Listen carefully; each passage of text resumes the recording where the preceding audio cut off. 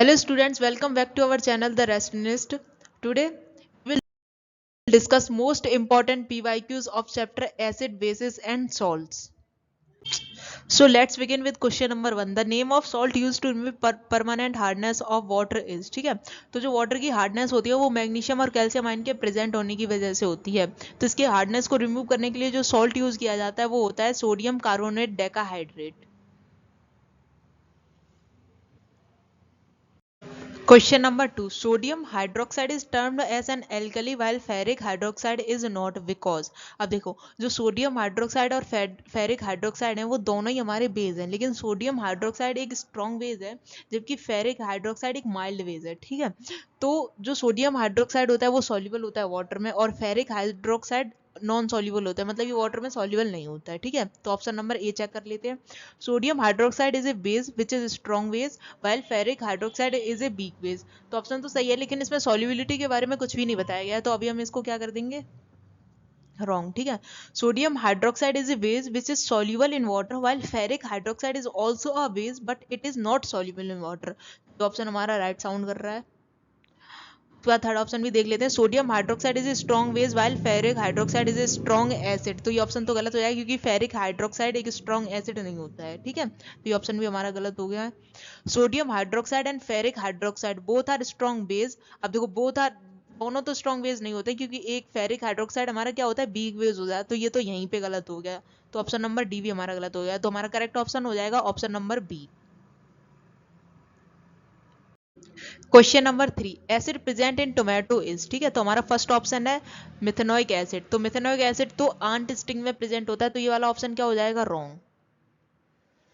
उसके बाद option B है एसिटिक एसिड। तो एसिटिक एसिड प्रेजेंट होता है विनेगर में। ठीक है, तो ये वाला ऑप्शन भी हमारा क्या हो जाएगा, रॉन्ग। उसके बाद है लैक्टिक एसिड। अब लैक्टिक एसिड प्रेजेंट होता है कर्ड में, हमसे पूछा गया है टोमेटो। ठीक है, तो ये वाला ऑप्शन भी क्या हो जाएगा, रॉन्ग। उसके बाद ऑप्शन डी है ऑक्सैलिक एसिड। तो ऑक्सैलिक एसिड बेसिकली 50% तक कम से कम वेजिटेबल या फ्रूट्स में प्रेजेंट होता है, तो हमारा करेक्ट ऑप्शन हो जाएगा oxalic acid. Now question number 4. When sodium bicarbonate reacts with dilute hydrochloric acid, the gas evolved is। ठीक है, तो सबसे पहले हम रिएक्शन देख लेते हैं कि हमारे पास रिएक्शन क्या होती है। तो हमारे पास सबसे पहले प्रेजेंट है sodium bicarbonate, that is Na2CO3 plus dilute HCl which gives 2NaCl plus CO2 plus water. ठीक है, हमारे पास जो गैस इसमें इवॉल्व हो रही है वो क्या है, कार्बन डाइऑक्साइड। ऑप्शन से मैच कर लेते हैं। तो सबसे पहले हमारे पास ऑप्शन क्या है, हाइड्रोजन गैस वाला। ठीक है, तो ये ऑप्शन तो ऑटोमेटिक इनकरेक्ट हो जाएगा। उसके बाद बी ऑप्शन में भी हाइड्रोजन गैस है, तो ये भी इनकरेक्ट हो जाएगा। अब देख तो C, carbon dioxide it turns lime water milky. तो बेसिकली ये रिएक्शन तो होती है। ठीक है, तो इसे हम ले लेते हैं अभी। उसके बाद है carbon dioxide it blows off a burning matchstick with a sound. तो पॉप साउंड वाली रिएक्शन सिर्फ हाइड्रोजन गैस के साथ हो सकती है, तो ये वाला ऑप्शन तो गलत हो गया। लेकिन इसको चेक कर लेते हैं एक रिएक्शन के साथ कि ये टर्न लाइम वाटर को मिल्की कैसे टर्न करती है। ठीक है, इसकी रिएक्शन होती है लाइम वाटर के साथ प्लस CO2 जो कि हमें देता है कैल्शियम कार्बोनेट प्लस H2O। ठीक है, हमारे पास ये जो कैल्शियम कार्बोनेट होता है ये वाइट पर्सिटेट फॉर्म करता है, यानी कि इसी को हम क्या कहते हैं, यही टर्न हो जाता है मिल्की। ठीक है, तो हमारा करेक्ट ऑप्शन क्या हो जाएगा, ऑप्शन नंबर सी।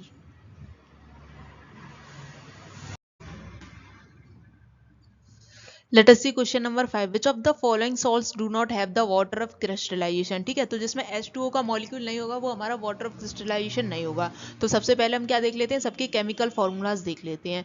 तो ब्लीचिंग वाटर का केमिकल फॉर्मूला होता है CaOCl2। ठीक है, प्लास्टर ऑफ पेरिस का होता है CaSO4 डॉट हाफ H2O। उसके बाद वॉशिंग सोडा का होता है Na2CO3 डॉट 10H2O, ठीक है। एंड देन बेकिंग सोडा, उसका होता है NaHCO3। अब देखो, चार ऑप्शंस में से हमारे पास दो ऐसे केमिकल फॉर्मूलाज निकल के आए हैं जिनमें H2O के मॉलिक्यूल्स प्रेजेंट नहीं है, ठीक है। तो हमारे वाटर ऑफ क्रिस्टलाइजेशन किस में प्रेजेंट नहीं है, ब्लीचिंग पाउडर और बेकिंग सोडा में। तो हमारा करेक्ट ऑप्शन हो जाएगा A and D, option number. Let us see question number 6. Select from the following statement which is true for bases, ठीक है। तो पहले हम एसिड और बेसिस की प्रॉपर्टीज को डिफरेंशिएट कर लेते हैं, उसके बाद हम अपने ऑप्शंस को सिलेक्ट करेंगे, ठीक है। तो एसिड और बेसिस की प्रॉपर्टी को डिफरेंशिएट करते हैं। तो एसिड पहली बात तो टेस्ट में कैसे होते हैं, सोर होते हैं, ठीक है, दे आर सोर इन टेस्ट। जबकि बेसिस कैसे होते हैं, बिटर।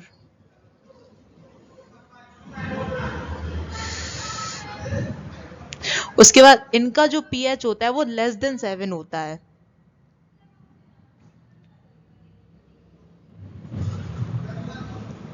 और इनका पीएच मोर देन 7 होता है। देन जो लिटमस पेपर के साथ इनकी रिएक्शन होती है, ये ब्लू लिटमस को रेड टर्न करती हैं,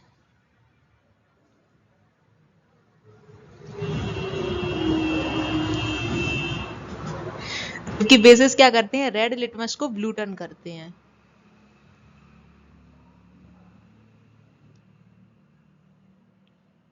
ठीक है, तो हमने ये डिफरेंशिएट कर लिया। अब हम मैच कर लेते हैं बेसिस की प्रॉपर्टीज को।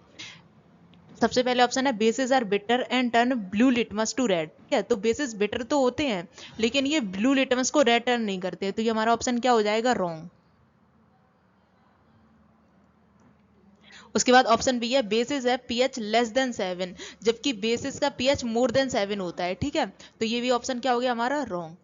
Option C bases are sour and change red litmus to blue, bases sour in test नहीं होते हैं। ये इतना तो ठीक है कि ये रेड लिटमस को ब्लू टर्न करते हैं, लेकिन इनका जो टेस्ट होता है वो सोर नहीं होता है, ठीक है। तो ये वाला ऑप्शन भी क्या हो जाएगा, रॉन्ग। उसके बाद ऑप्शन डी है bases turn pink when a drop of phenolphthalein is added to them. तो ये ऑप्शन हमारा करेक्ट हो जाएगा, क्योंकि ऑब्वियस सी बात है आगे के तीन ऑप्शन गलत हैं, तो ऑप्शन डी हमारे पास बचता है, और ये रिएक्शन होती भी है बेसिस के साथ, ये पिंक कलर के टर्न हो जाते हैं। Question number 7, which of the following oxides is are soluble in water to form alkalis, ठीक है। तो सबसे पहले हम ये देख लेते हैं, जो हमारे एल्कली मेटल होते हैं या एल्कलाइन अर्थ मेटल होते हैं वो वाटर के साथ सॉल्युबल होने के बाद एल्कलीज की फॉर्मेशन करते हैं, और बाकी जो मेटल्स या नॉन मेटल्स होते हैं वो एल्कलीज की फॉर्मेशन नहीं करते हैं, ठीक है। तो हम ऑप्शन ए चेक कर लेते हैं। ऑप्शन है हमारे पास सोडियम ऑक्साइड, ठीक है। तो ये तो एल्कलाइन अर्थ मेटल है, तो ये क्या करेगा, एल्कलीज की फॉर्मेशन करेगा। ऑप्शन बी है सल्फर ऑक्साइड, ये नहीं करेगा क्योंकि ये नॉन मेटल है, ठीक है, ये ऑप्शन गलत हो जाएगा। देन ऑप्शन सी है पोटेशियम ऑक्साइड, तो ये भी एल्कलाइन अर्थ मेटल है, ये करेगा। ऑप्शन डी है नाइट्रोजन ऑक्साइड, तो ये नहीं करेगा, ठीक है। तो हमारे करेक्ट ऑप्शन हो जाएंगे A and C. A and सी वाला ऑप्शन है हमारा option number A. Question number 8, baking soda is a mixture of, ठीक है। तो पहले देख लेते हैं कि बेकिंग सोडा का फॉर्मूला क्या होता है, chemical formula, that is NaHCO3, ठीक है। तो जो बेकिंग सोडा होता है उसका केमिकल फॉर्मूला होता है NaHCO3। तो इसमें हमारी क्या है, सोडियम है, हाइड्रोजन है और कार्बोनेट आयन प्रेजेंट है, ठीक है। और टार्टरिक एसिड एक ऐसा एसिड होता है जिसे बेकिंग सोडा के साथ मिक्स किया जाता है उसे बनाने के लिए, और ये बेसिकली न्यूट्रलाइज करता है किसी भी कंपाउंड को, ठीक है।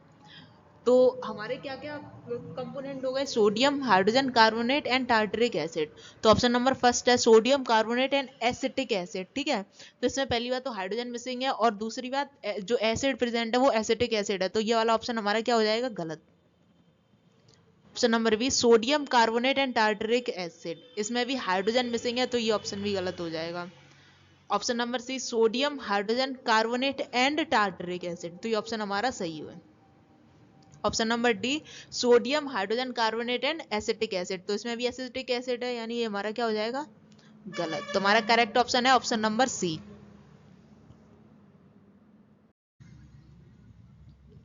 Question number 9, the chemical formula of plaster of Paris. ठीक है, तो हमें प्लास्टर ऑफ पेरिस का केमिकल फॉर्मूला लिखना है, तो केमिकल फॉर्मूला याद कर लो भाई सब लोग। प्लास्टर ऑफ पेरिस का केमिकल फॉर्मूला था CaSO4 डॉट हाफ H2O। तो हमारा करेक्ट ऑप्शन हो जाएगा ऑप्शन नंबर सी।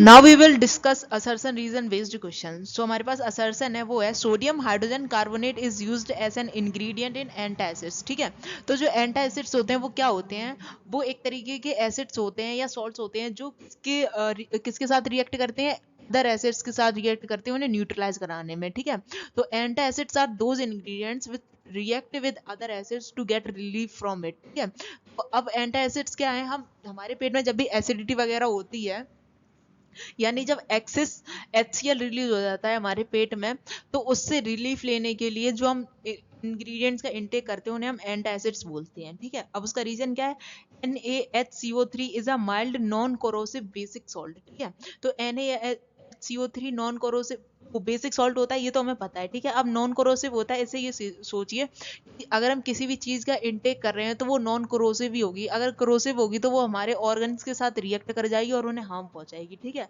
तो इसका असर्शन भी सही है और रीजन भी सही है, तो इसका हम ऑप्शन ए के साथ जाएंगे। Both A and R are true and R is the correct explanation of A.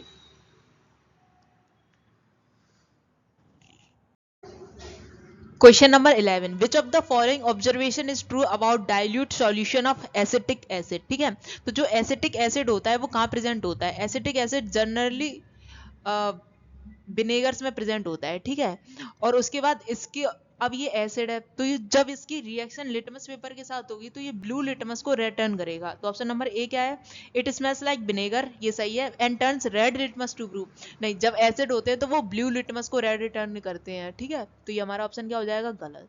It smells like onion, onion की तरह तो इसकी स्मेल होती ही नहीं है, तो ये भी गलत हो गया। It smells like orange, orange की तरह भी नहीं होती है, तो ये हमारा ऑप्शन क्या हो गया, गलत।